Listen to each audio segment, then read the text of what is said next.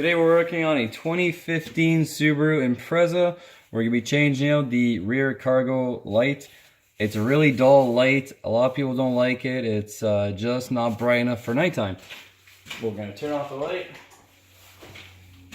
I have the flash on, but without the flash you will notice it's really dull. So we're going to change it to a LED number 168. You can get these at Walmart, brand Sylvania. Take a flathead screwdriver, which is the only tool you need. You pry from the side, pull out. Right here you have a tab. You push down, it pops out.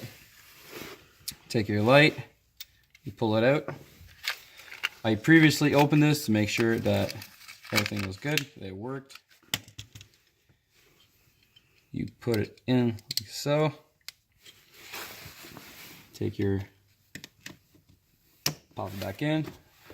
Very nice, very bright white LED. It's a quick install, takes about a minute or so. I think for all owners of the 2015 Subaru hatchbacks, it's a must just because of how much brighter it is. It's much crisper.